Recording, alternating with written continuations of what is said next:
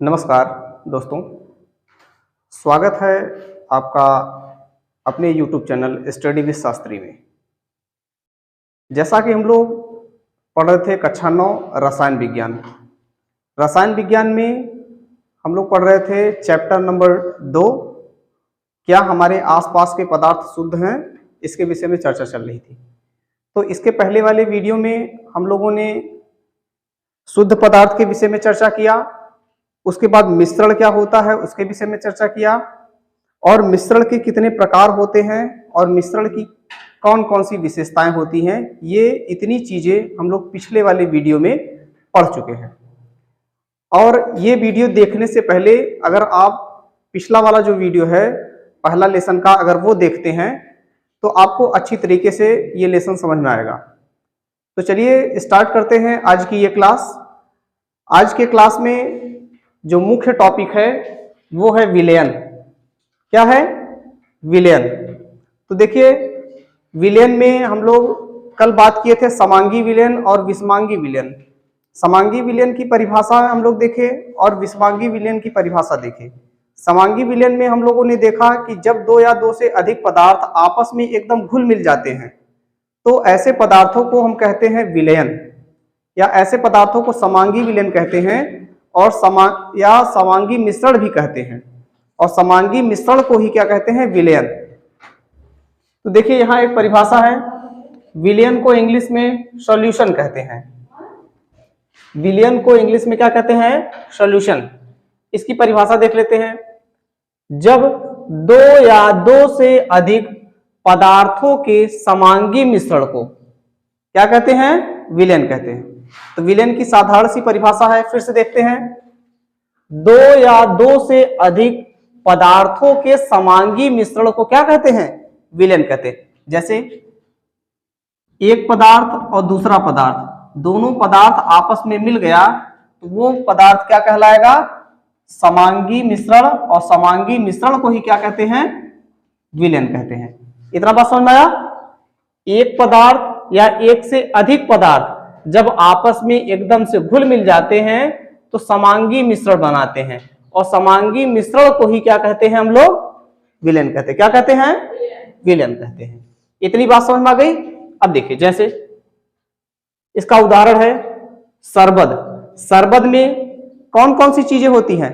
जल होता है, चीनी होता है, नींबू होता है, नमक होता है। जितनी भी चीजें हम लोग को डालनी होती है उसमें डाल देते हैं तो क्या बनता है? वो शरबत। तो उसमें दो या दो से अधिक पदार्थ मिले हुए हैं ना, तो शरबत एक प्रकार का क्या है? विलयन है। क्या है बच्चों? विलयन। जैसे नींबू और जल जब आपस में मिला देते हैं तब पर भी क्या बनता है? विलयन बनता है। जैसे गर्मी के समय में हम लोग जल में नींबू को निचोड़ के डाल के उसका रस पीते हैं ना, समझ में आ रहा नहीं? तो वो एक प्रकार का क्या है? विलयन। अच्छा, आगे चलते हैं।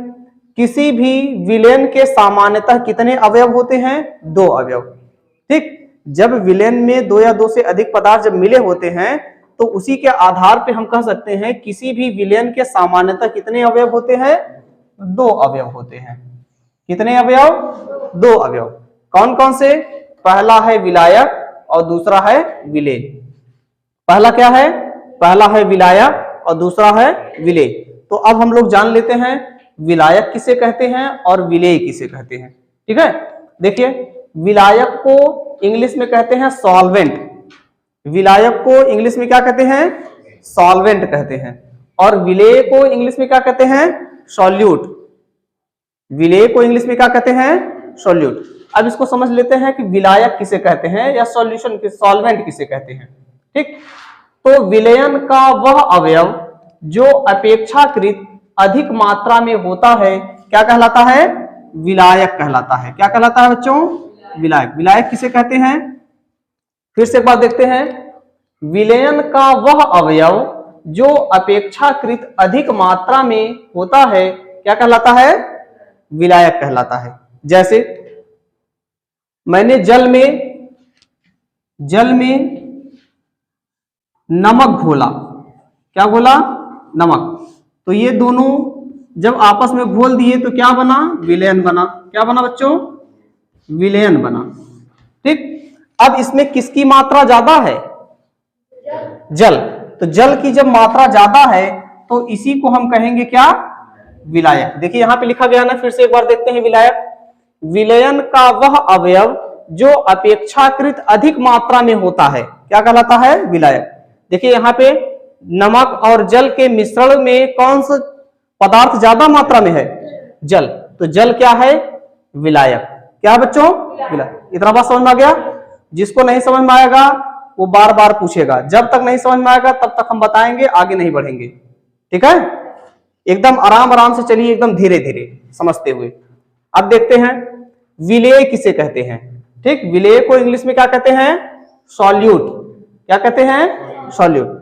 देखिए परिभाषा इसकी देख लेते हैं। विलयन में विलायक के अतिरिक्त, क्या? विलयन में, ये दोनों विलयन है मिला के ना, विलयन में विलायक के अतिरिक्त, विलायक के अलावा, विलायक के अतिरिक्त मौजूद एक या एक से अधिक अवयव जो अपेक्षाकृत कम मात्रा में होते हैं, क्या कहलाते हैं बच्चों? विलेय कहलाते हैं। अब देखिए इसमें, इस विलयन में दो ही अवयव हैं, एक तो हो गया विलायक और दूसरा क्या है? नमक ना। पहला है जल, दूसरा है नमक। तो इसमें जल अधिक मात्रा में है तो ये है विलायक, और नमक क्या है? कम मात्रा में है। किसकी तुलना में? जल की तुलना में यह कम मात्रा में है, इसीलिए इस विलयन में जो नमक है वो क्या होगा? विलेय होगा। क्या होगा बच्चों? विलेय। अब समझ गए विलायक किसे कहते हैं और विलेय किसे कहते हैं? तो वह विलयन जिसमें, या विलयन का वह अवयव जो अधिक मात्रा में होता है उसे क्या कहते हैं? विलायक कहते हैं। या विलयन में वह अवयव जो कम मात्रा में होता है या अपेक्षाकृत विलायक से कम होता है वो क्या कहलाता है? विलेय कहलाता है। इतनी बातें समझ में आ गई? अब देखिए यहाँ पे एक एग्जाम्पल दिए हैं, छोटा सा और बढ़िया सा एग्जाम्पल, उसको देखते हैं। जैसे सरबद। क्या बच्चों? सरबद। सरबद एक प्रकार का क्या है? विलयन है। क्या है? विलयन। ठीक है, विलयन क्यों है? क्योंकि इसमें दो या दो से अधिक पदार्थ आपस में घुल मिल गए हैं, या दो या दो से अधिक पदार्थ आपस में मिले हैं तो समांगी मिश्रण बनाए हैं, और समांगी मिश्रण को ही हम क्या कहते हैं? विलयन। तो सरबद एक प्रकार का क्या है? विलयन है। अब देखिए सरबद कैसे बना? जल और चीनी के मिश्रण से। किसके किसके? जल और चीनी के मिश्रण से क्या बना? सरबद अर्थात विलयन। तो विलयन में दो चीजें हैं ना, और इसमें जल क्या है? अधिक मात्रा में है ना। तो विलयन में जो अवयव, या विलयन का जो अवयव अधिक मात्रा में होता है उसे क्या कहते हैं? विलायक। एकदम सरल सा है। ठीक, उसके बाद विलयन में वह अवयव जो कम मात्रा में होता है क्या कहलाता है? विलेय। तो विलायक और विलेय एकदम स्पष्ट हो गया, नहीं भूलेगा? पक्का? ठीक, अब आगे बढ़ते हैं। अब हम बात करते हैं, तीसरा है तनु विलयन। तनु विलयन क्या होता भाई? इसमें देख लेते हैं। वह विलयन जिसमें विलायक की मात्रा विलेय की तुलना में बहुत अधिक होती है उसे तनु विलयन कहते हैं। क्या कहते हैं? उसे तनु विलयन कहते हैं। ठीक, तनु विलयन किसे कहते हैं? विलयन में, देखिए यहां लिखा है, विलयन जिसमें विलायक की मात्रा बहुत अधिक हो। क्या? विलायक की मात्रा क्या हो? बहुत अधिक हो, लेकिन विलेय की मात्रा क्या हो? कम हो। ऐसे विलयन को हम क्या कहते हैं? तनु विलयन। जैसे हम लोग जल लेते हैं 90% ना, 90% क्या ले लिए? जल ले लिए, और 10% चीनी ले लिए। क्या ले लिए? चीनी 10%। और इन दोनों को लेकर क्या बना दिए? विलयन। क्या बनाए? विलयन बनाए। तो यह विलयन किस प्रकार का विलयन होगा? तनु विलयन ना, क्योंकि हम जान रहे हैं तनु विलयन में विलायक की मात्रा बहुत अधिक होती है और विलेय की मात्रा क्या होती है? कम होती है। तो ऐसे विलयन को हम क्या कहते हैं? तनु विलयन ना। रटना तो है नहीं, बस एकदम समझना है। आराम आराम से समझिए, एकदम सरल भाषा में है। समझ में आ रहा नहीं? अब आगे चलते हैं सांद्र विलयन। क्या है? सांद्र विलयन। सांद्र विलयन किसे कहते हैं? वह विलयन जिसमें विलायक की मात्रा विलेय की तुलना में बहुत अधिक नहीं होता है सांद्र विलयन कहलाता है। ठीक, देखिए एकदम उल्टा है किसका, तनु विलयन का एकदम उल्टा है सांद्र विलयन। इसमें कह रहा है विलायक की मात्रा विलेय की तुलना में बहुत अधिक होगा, तनु विलयन कहलाएगा। और सांद्र विलयन में क्या कह रहा है, कह रहा है विलायक की मात्रा विलेय की तुलना में बहुत अधिक नहीं होता है, विलायक विलेय की तुलना में ज्यादा अधिक नहीं होता है। और ऐसे विलयन क्या कहलाते हैं, सांद्र विलयन कहलाते हैं। क्या कहलाते हैं बच्चों, सांद्र विलयन कहलाते हैं। जैसे अब इसका एग्जाम्पल देखिए, समझ लेते हैं। एल्कोहल और जल के मिश्रण को हम विलयन कहते हैं ना। अब देखिए, अगर एल्कोहल 20% है और जल 80% है और दोनों को मिला के अगर हम विलयन बना देंगे तो इसमें जल क्या है 80%, इसलिए जल क्या हो जाएगा विलायक, और एल्कोहल है 20% इसलिए एल्कोहल क्या हो जाएगा विलेय।